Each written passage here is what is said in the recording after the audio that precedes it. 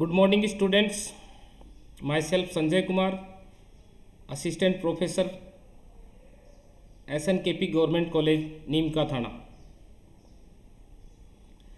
In previous class, we talking about santonin, gingiberine, geraniol, citral, terpenes, and we discuss about various applications of these terpenes and structure elucidation of these terpenes. Today we talking about very important compound phytol. Phytol is an acyclic diterpene alcohol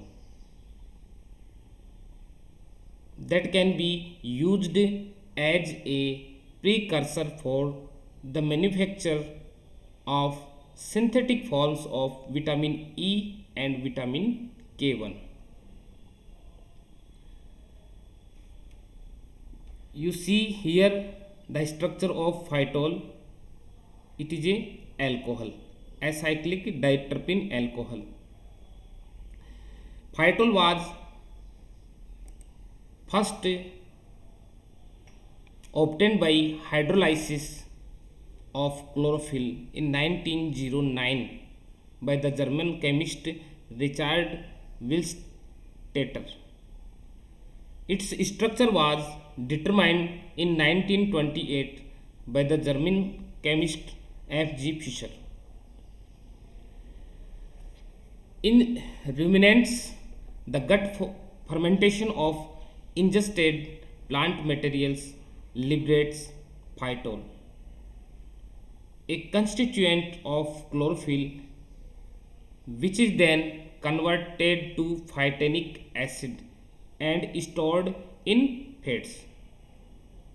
In shark liver, it yields pristine.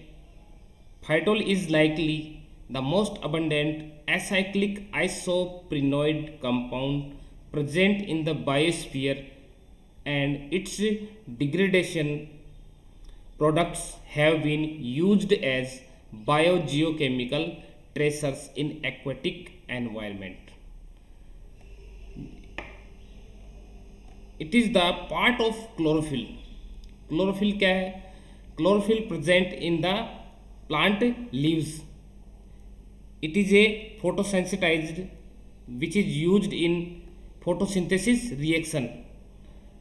By the photosynthesis reaction, plants formed carbohydrate, and during photosynthesis reaction oxygen evolved, which is the life of living animals. Chlorophyll का central atom magnesium है, और आप यहाँ देख रहे हैं the structure of chlorophyll. तो जो ये वाला पार्ट है ये फाइटोल पार्ट है. इसी प्रकार से जो विटामिन के है, के का जो ये पार्ट आप स्ट्रक्चर यहाँ देख रहे हैं, विटामिन के और विटामिन ई, तो जो इनका प्रीकर्सर्स या इनके सिंथेसिस जो सिंथेटिक जो स्टार्टिंग मटेरियल है वो फाइटोल है. तो by the help of phytol vitamin K और विटामिन ए का सिंथेसिस किया जाता है. Now we talking about applications, various applications of phytol. It can be used as a precursor for the manufacture of synthetic forms of vitamin E and vitamin K1. Vitamin E oil is an ingredient in many skincare products, especially those that claim to have anti-aging benefits. Vitamin E supplements may prevent coronary heart disease, support immune functions, prevent inflammation, promote eye health, and lower the risk of cancer. Vitamin K is used by the body to help blood clot. Warfarin Coumadin is used to slow blood clotting. By helping the blood clot, vitamin K might decrease the effectiveness of warfarin. तो जो जो important vitamin है, vitamin E है और vitamin के, जो इनका usage हम यहाँ डिस्कस कर रहे हैं कि एंटी एजिंग एजेंट के तौर पे काम करती है विटामिन ई, और जो बॉडी सप्लीमेंट्स है, स्किन केयर प्रोडक्ट्स है, उनमें यूज आ रहा है। और विटामिन के जो ब्लड क्लोटिंग है उसका, इसकी जो मैकेनिज्म है उसमें बहुत इम्पोर्टेंट रोल प्ले करता है। Insects such as the sumac flea beetle are reported to use phytol and its metabolites, phytanic acid, as chemical deterrents against predation. These compounds originate from host plants. Indirect evidence has been provided that, in contrast to humans, diverse non-human primates can derive significant amount of phytol from the hindgut fermentation of plant material. Phytol is used in the fragrance industry and used in cosmetics, shampoos, toilet soaps, household cleaners and detergents. Phytol is also used in some cannabis distillate vapes as a diluent. Its worldwide use has been estimated to be approximately 0.1 to 1 metric tons per year. तो ये हम इसके various applications की बात कर रहे थे। तो इसका कॉस्मेटिक इंडस्ट्रीज़ में शैम्पूज, टॉयलेट सोप्स, इनमें काफ़ी वाइडली यूज होता है। और अब बात करें जैसे इसके जो साइड इफ़ेक्ट्स क्या होते हैं, ह्यूमन पैथोलॉजी में क्या इसका रोल है, तो रेप्शम डिजीज़ होती है। ये क्या है, एक नर्वस सिस्टम से रिलेटेड डिजीज़ है, an autosomal recessive disorder that result in the accumulation of large stores of phytanic acid in tissues. तो फाइटोल है, उसका ऑक्सीडेशन होता है, उससे फाइटिनिक एसिड बनता है, और उसका जो लार्ज अमाउंट में जो फाइटिनिक एसिड जो टिश्यूज़ में स्टोर हो जाता है, तो उसकी वजह से जो नर्व सिग्नल्स वगैरह होते हैं वो क्या होते हैं कि डिस्टर्ब हो जाते हैं। Frequently manifests peripheral polyneuropathy, cerebellar ataxia, retinitis pigmentosa, anosmia and hearing loss. Although humans cannot derive phytanic acid from chlorophyll, they can convert free phytol into phytanic acid. Thus, patients with Repsum disease should limit their intake of phytanic acid and free phytol. The amount of free phytol in numerous food products has been reported.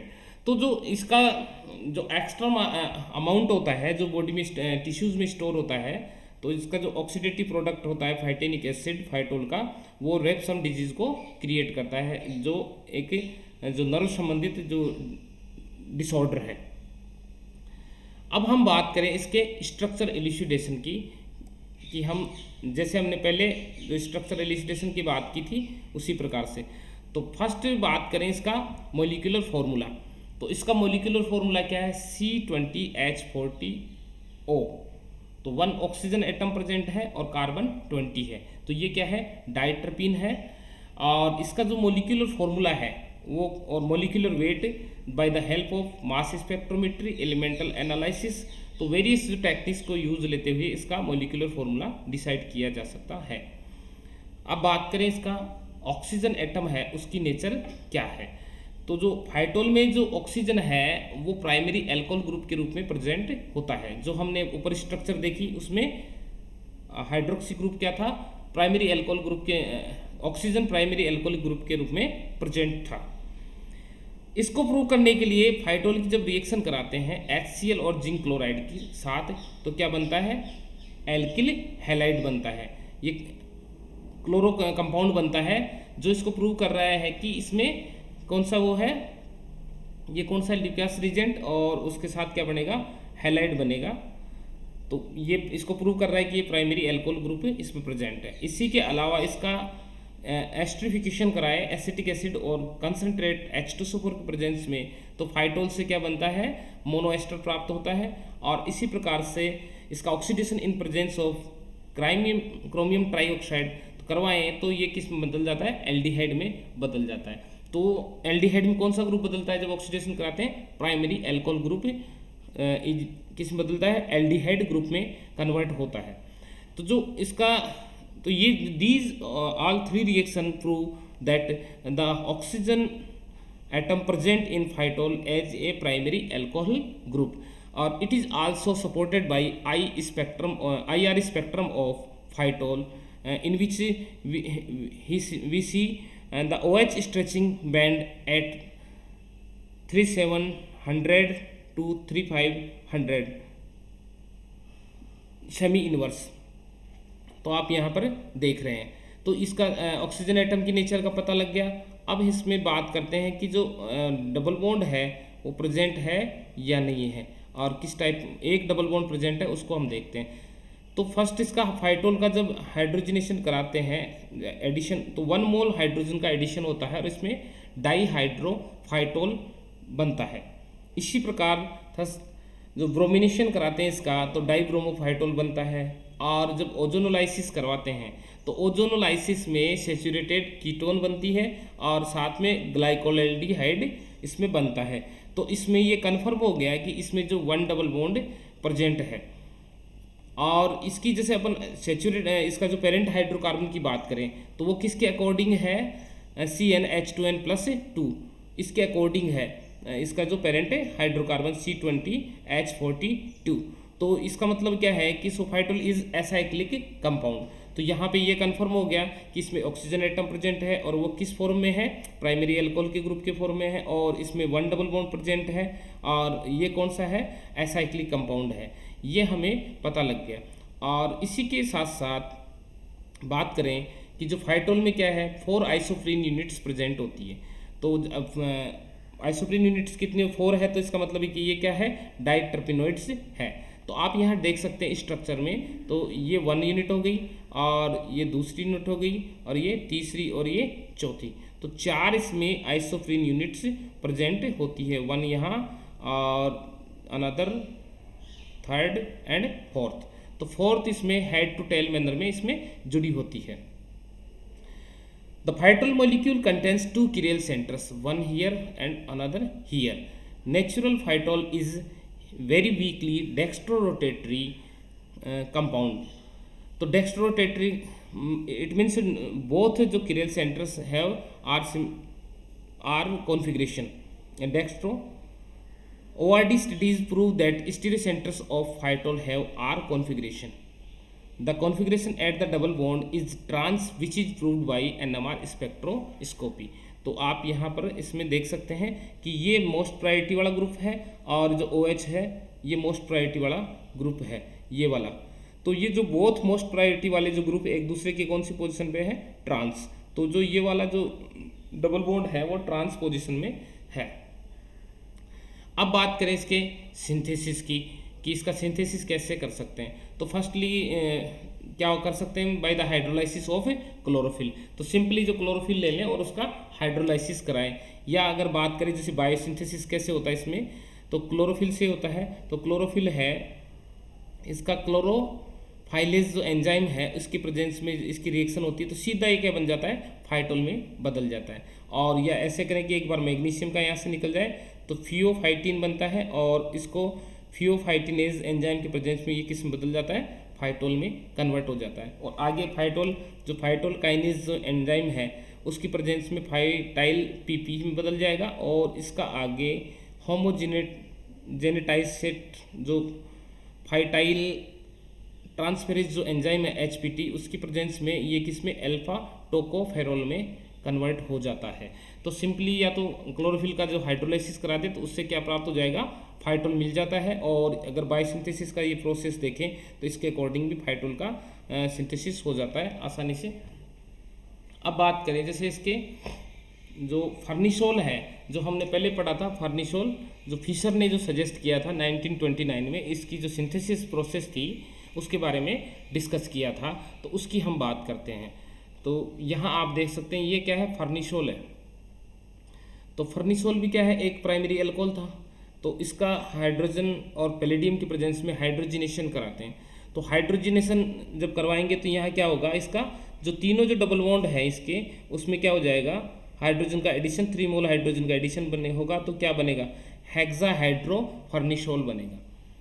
तो first जो इसका क्या हुआ, hydrogenation फॉर्निसोल में 3 double bond है, तो 3 mole of hydrogen का क्या हुआ यहाँ पर एडिशन होता है, तो हेक्साहाइड्रोफॉर्निसोल का बनता है इसमें आगे।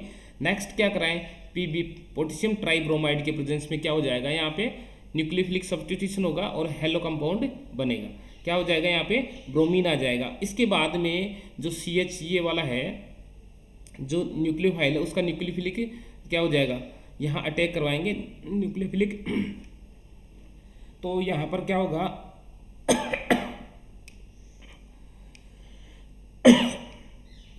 यहाँ पर CH जो माइनस है यहाँ पर आके जुड़ जाएगा, इसमें ब्रोमीन एडिशन, ब्रोमीन है उसका सोडियम ब्रोमाइड यहाँ से रिमूव हो जाएगा, रिमूवल ऑफ सोडियम ब्रोमाइड, और ये न्यूक्लियोफिलिक सब्स्टिट्यूशन होगा।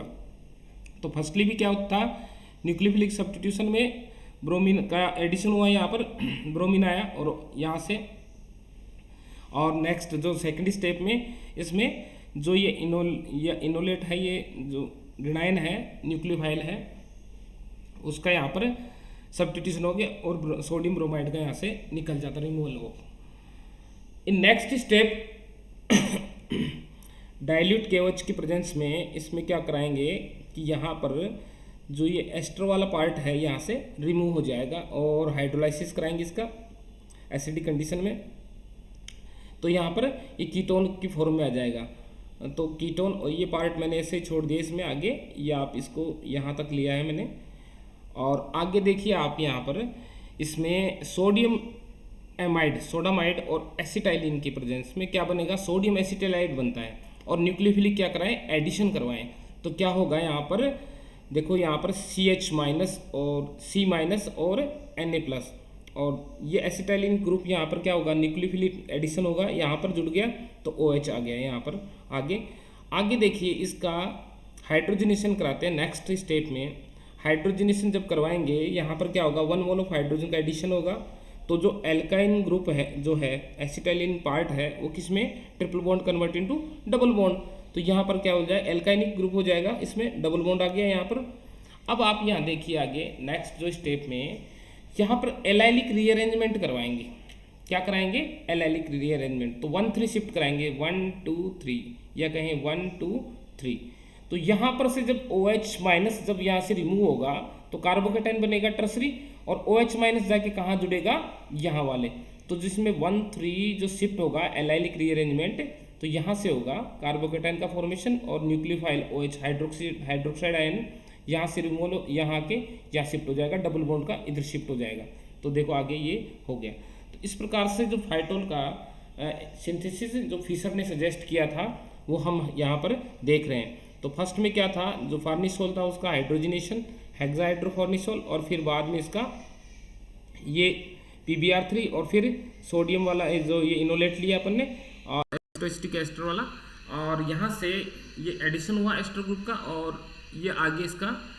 डाइल्यूट KOH और H+ की प्रेजेंस में, और ये बनेगा कीटोनिक उसमें बदल जाएगा कंपाउंड में, और सोडामाइड और एसिटाइलिन की प्रेजेंस में यहाँ पर न्यूक्लियोफिलिक एडिशन होगा सोडियम एसिटाइलाइड का, और ये अल्कोहल में कन्वर्ट हो जाएगा। और फिर आगे इसका हाइड्रोजनेशन करवाते हैं, तो ये यहाँ पे ट्रिपल की बजाय डबल बॉन्ड आ जाएगा, 2 हाइड्रोजन एटम्स का एडिशन हो गया, और आगे एलाइलिक रीअरेंजमेंट करवाने पर इसमें फाइटोल का सिंथेसिस हो जाता है।